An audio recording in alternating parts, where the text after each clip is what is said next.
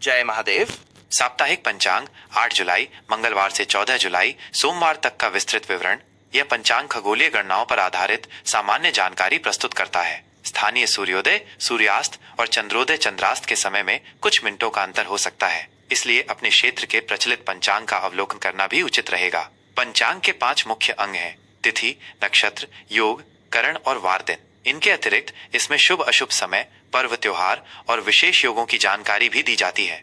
पंचांग के मुख्य घटक: तिथि चंद्रमा की कलाओं के आधार पर निर्धारित होने वाली चंद्र दिवस। प्रत्येक माह में 30 तिथियां होती हैं, जो शुक्ल पक्ष और कृष्ण पक्ष में बटी होती हैं। नक्षत्र आकाश में स्थित तारा समूहों को नक्षत्र कहा जाता है। ज्योतिष में कुल 27 नक्षत्र माने गए हैं, जिनमें चंद्रमा का गोचर होता है। योग सूर्य और चंद्रमा की विशेष स्थिति से बनने वाले 27 योग होते हैं। प्रत्येक योग का अपना विशिष्ट प्रभाव होता है। करण तिथि का आधा भाग करण कहलाता है। कुल 11 करण होते हैं, जिनमें से 7 चर और 4 स्थिर होते हैं। वार दिन सप्ताह के 7 दिन सोमवार से रविवार। सूर्य उदय और सूर्यास्त सूर्य के उदय होने और अस्त होने का समय, जो दिन और रात की अवधि निर्धारित करता है। चंद्र उदय और चंद्रास्त चंद्रमा के उदय होने और अस्त होने का समय, जो विशेषकर व्रतों और पर्वों के लिए महत्वपूर्ण होता है। शुभ और अशुभ समय। राहु काल यह एक अशुभ समय माना जाता है, जिसमें शुभ कार्य वर्जित होते हैं। यमगंड यह भी अशुभ समय है, जिसमें यात्रा या नए कार्य आरंभ नहीं करने चाहिए। गुलिक काल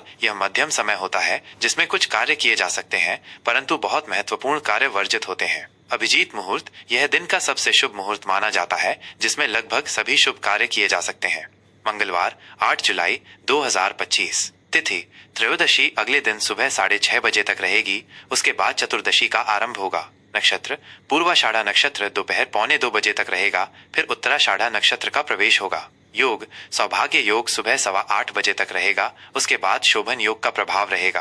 करण तैतिल करण सुबह 6:30 बजे तक रहेगा, तत्पश्चात गर करण का आगमन होगा। सूर्य उदय सुबह 5:54 बजे, सूर्यास्त शाम 7:18 बजे, चंद्र उदय सायं 5:20 बजे, चंद्रास्त अगले दिन प्रातः 4:30 बजे। शुभ अशुभ समय। राहु काल दोपहर 3 बजे से 4:30 बजे तक। यमगंड सुबह 9 बजे से 10:30 बजे तक।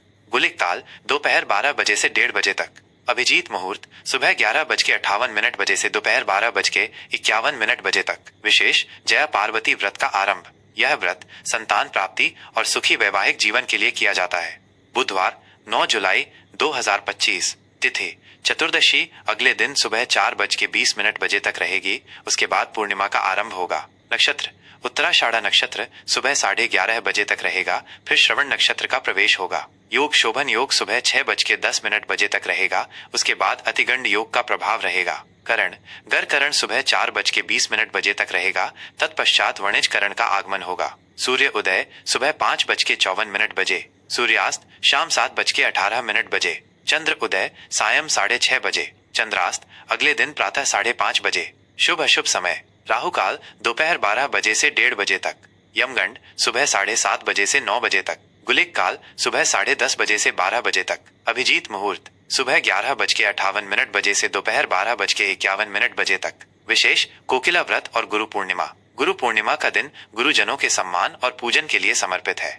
गुरुवार 10 जुलाई 2025। तिथि पूर्णिमा दोपहर 2 बजे तक रहेगी, उसके बाद प्रतिपदा का आरंभ होगा। नक्षत्र श्रवण नक्षत्र सुबह 9 बजे तक रहेगा, फिर धनिष्ठा नक्षत्र का प्रवेश होगा। योग अतिगंड योग सुबह 4 बजे तक रहेगा, उसके बाद सुकर्मा योग का प्रभाव रहेगा। करण वणिज करण दोपहर 2 बजे तक रहेगा, तत्पश्चात विष्टि भद्रा करण का आगमन होगा। भद्रा काल में शुभ कार्य वर्जित होते हैं। सूर्योदय सुबह 5:55 बजे, सूर्यास्त शाम 7:17 बजे, चंद्र उदय सायं 7:40 बजे, चंद्रास्त अगले दिन प्रातः 6:30 बजे। शुभ अशुभ समय। राहु काल दोपहर 1:30 बजे से 3 बजे तक।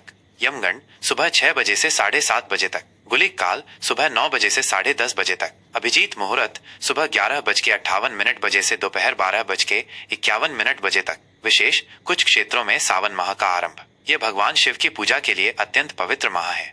शुक्रवार 11 जुलाई 2025। तिथि प्रतिपदा दोपहर 11:30 बजे तक रहेगी, उसके बाद द्वितीया का आरंभ होगा। नक्षत्र धनिष्ठा नक्षत्र सुबह 6:30 बजे तक रहेगा, फिर शतभिषा नक्षत्र का प्रवेश होगा। योग सुकर्मा योग सुबह 1:45 बजे तक रहेगा, उसके बाद धृति योग का प्रभाव रहेगा। करण विष्टि भद्रा करण सुबह 11:30 बजे तक रहेगा, तत्पश्चात भव करण का आगमन होगा। सुबह 5:55 बजे। सूर्यास्त शाम 7:17 बजे। चंद्र उदय सायं 8:50 बजे। चंद्रास्त अगले दिन प्रातः 7:30 बजे। शुभ अशुभ समय राहु काल सुबह 10:30 बजे से 12 बजे तक।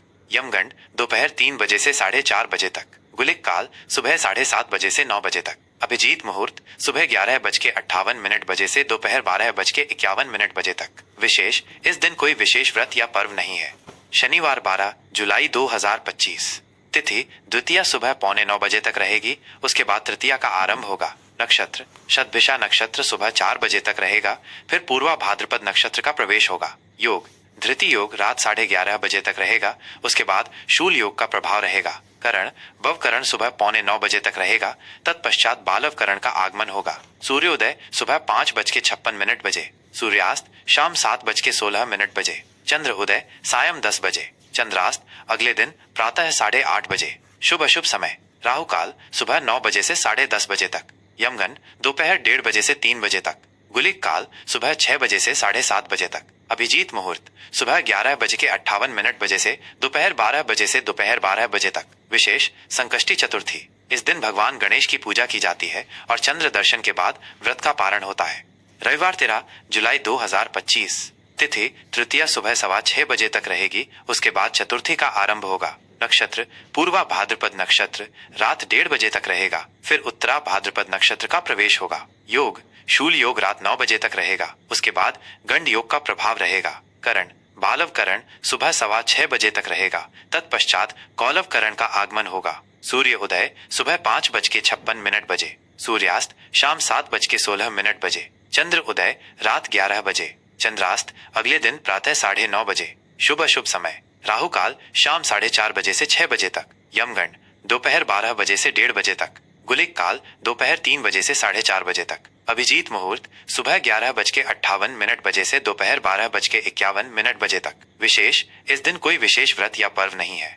सोमवार 14 जुलाई 2025। तिथि चतुर्थी सुबह 4 बजे तक रहेगी, उसके बाद पंचमी का आरंभ होगा। नक्षत्र उत्तरा भाद्रपद नक्षत्र रात 11 बजे तक रहेगा, फिर रेवती नक्षत्र का प्रवेश होगा। योग गंडी योग शाम 6:30 बजे तक रहेगा, उसके बाद वृद्धि योग का प्रभाव रहेगा। करण कौलव करण सुबह 4 बजे तक रहेगा, तत्पश्चात तैतिल करण का आगमन होगा। सूर्योदय सुबह 5:57 बजे। सूर्यास्त शाम 7:15 बजे। चंद्र उदय अगले दिन प्रातः 12 बजे। चंद्रास्त अगले दिन प्रातः 10:30 बजे। शुभ अशुभ समय राहु काल सुबह 7:30 बजे से 9 बजे तक।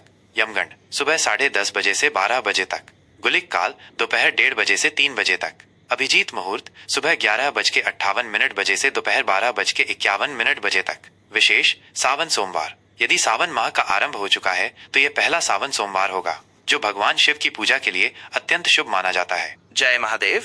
साप्ताहिक तुला राशि फल 8 जुलाई मंगलवार से 14 जुलाई सोमवार तक का विस्तृत विवरण।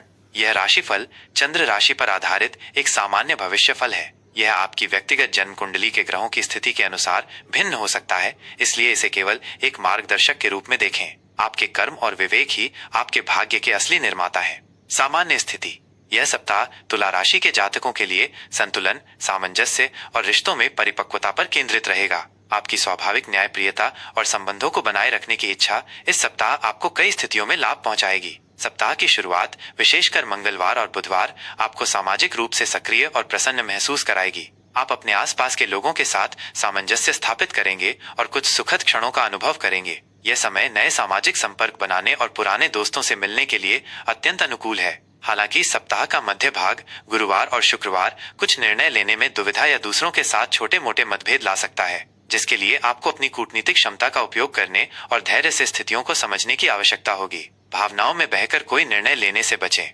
शनिवार से सप्ताह का अंत आपके लिए पुनः शांति, आत्मचिंतन और व्यक्तिगत विकास लेकर आएगा। आप आत्मविश्लेषण करेंगे और भविष्य के लिए अधिक स्पष्ट दृष्टिकोण अपनाएंगे। यह अवधि आपको अपनी रचनात्मकता को व्यक्त करने और कुछ नए शौक अपनाने के लिए भी प्रेरित करेगी। कार्यक्षेत्र और व्यवसाय कार्यक्षेत्र में यह सप्ताह आपकी सहयोगात्मक भावना और न्यायप्रियता का भरपूर उपयोग करवाएगा। मंगलवार और बुधवार आपके लिए विशेष रूप से शुभ रहेंगे, जब आप अपनी निष्पक्षता, समस्या समाधान की क्षमता और टीम वर्क के माध्यम से सहकर्मियों और उच्च अधिकारियों को प्रभावित कर पाएंगे। आपको ऐसी जिम्मेदारियां सौंपी जा सकती हैं जिनमें मध्यस्थता या समन्वय की आवश्यकता हो और आप उनमें उत्कृष्ट प्रदर्शन करेंगे। यह समय लंबित कार्यों को पूरा करने और सहकर्मियों के साथ संबंध सुधारने के लिए उत्तम है। हालांकि गुरुवार और शुक्रवार को कुछ साझेदारी में चुनौतियां, संचार संबंधी बाधाएं या विचारों का टकराव उत्पन्न हो सकता है, जिससे आपके काम में थोड़ी देरी आ सकती है। ऐसे में आपको धैर्य बनाए रखना होगा और समस्याओं को व्यवस्थित तरीके से हल करने पर ध्यान केंद्रित करना होगा।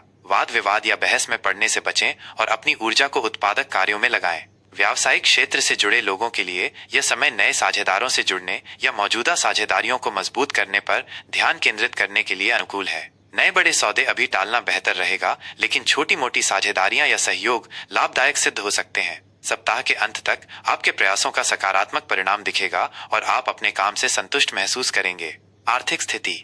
आर्थिक मोर्चे पर यह सप्ताह आपको सावधानी और योजनाबद्ध तरीके से चलने की सलाह देता है। सप्ताह के शुरुआती दिनों में आय के नियमित स्रोत स्थिर बने रहेंगे और आपको कोई बड़ी वित्तीय चिंता नहीं होगी। कुछ अप्रत्याशित लाभ भी मिल सकते हैं, जैसे किसी पुराने निवेश से रिटर्न या किसी रुके हुए भुगतान की प्राप्ति। हालांकि मध्य सप्ताह में कुछ अचानक खर्चे सामने आ सकते हैं, विशेषकर मनोरंजन, सौंदर्य या सामाजिक आयोजनों से संबंधित। इन खर्चों के लिए आपको पहले से तैयार रहना होगा या आकस्मिक निधि का उपयोग करना पड़ सकता है। अनावश्यक और विलासितापूर्ण खरीदारी से बचें और अपनी बचत को प्राथमिकता दें। किसी भी प्रकार के जोखिम भरे निवेश, जैसे कि शेयर बाजार में अत्यधिक सट्टा या त्वरित लाभ का वादा करने वाली योजनाओं से इस सप्ताह पूरी तरह से दूर रहें, क्योंकि नुकसान की संभावना है। यदि कोई पुराना ऋण चुकाने का अवसर मिले तो उसे अवश्य चुकाएं। दीर्घकालिक निवेशों पर विचार कर सकते हैं, लेकिन किसी योग्य वित्तीय सलाहकार से परामर्श अवश्य लें। आपकी मितव्ययिता और दूरदर्शिता ही आपको इस सप्ताह आर्थिक रूप से सुरक्षित बनाए रखेगी। प्रेम और संबंध।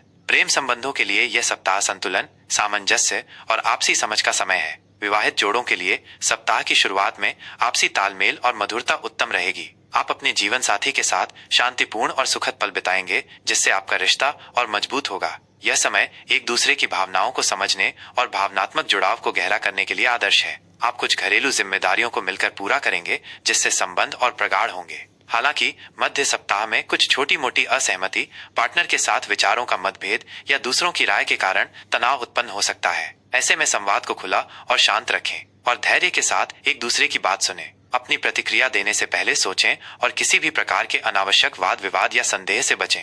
अविवाहितों के लिए नए रिश्तों की शुरुआत के लिए यह समय बहुत अधिक अनुकूल नहीं है, बल्कि आत्मचिंतन और भावनात्मक विकास पर ध्यान केंद्रित करें। परिवार में बड़े बुजुर्गों का आशीर्वाद और मार्गदर्शन आपके लिए अत्यंत लाभकारी सिद्ध होगा।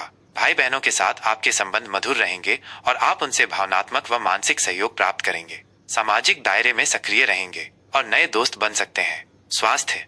स्वास्थ्य के दृष्टिकोण से यह सप्ताह आपको सामान्यतः स्वस्थ रखेगा, लेकिन तनाव प्रबंधन पर विशेष ध्यान देने की आवश्यकता है। सप्ताह की शुरुआत में आप ऊर्जावान और स्फूर्तिवान महसूस करेंगे, जिससे आप अपनी दैनिक गतिविधियों को आसानी से पूरा कर पाएंगे। हालांकि मध्य सप्ताह में कुछ मानसिक तनाव, बेचैनी या नींद की कमी महसूस हो सकती है, जो आपकी शारीरिक ऊर्जा को प्रभावित कर सकती है। अपने खान पान पर विशेष ध्यान दें और मसालेदार या जंक फूड से बचें। संतुलित और पौष्टिक आहार लें, जिसमें ताजे फल, हरी सब्जियां और पर्याप्त पानी शामिल हों।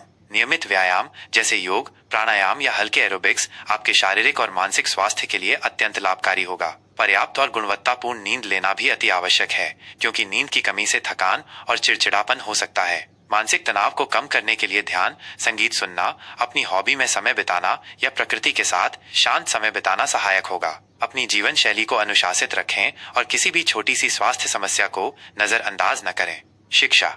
विद्यार्थियों के लिए ये सप्ताह एकाग्रता और अनुशासन की मांग करेगा। सप्ताह की शुरुआत में आपकी पढ़ाई में रुचि बढ़ेगी और आप नए विषयों को आसानी से समझ पाएंगे। आपकी सीखने की क्षमता में वृद्धि होगी और आप जटिल अवधारणाओं को भी सरलता से ग्रहण कर पाएंगे। यह समय किसी नए कौशल को सीखने या अपनी रुचियों के अनुरूप कुछ नया शुरू करने के लिए उत्तम है। हालांकि मध्य सप्ताह में कुछ सामाजिक गतिविधियों या बाहरी डिस्ट्रैक्शंस के कारण आपका ध्यान भंग हो सकता है। ऐसे में आपको अपने लक्ष्यों पर दृढ़ता से ध्यान केंद्रित करने, एक नियमित अध्ययन दिनचर्या का पालन करने और अतिरिक्त मेहनत करने की आवश्यकता होगी। प्रतियोगी परीक्षाओं की तैयारी कर रहे छात्रों को अध्ययन में अधिक समय देना होगा। पिछले वर्षों के प्रश्न पत्रों का नियमित अभ्यास करना चाहिए और अपनी कमजोरियों पर काम करना चाहिए। शिक्षकों और अभिभावकों का पूर्ण समर्थन, मार्गदर्शन और प्रोत्साहन आपके लिए प्रेरणा का एक महत्वपूर्ण स्रोत बनेगा। उनकी सलाह और अनुभवों का लाभ उठाएं।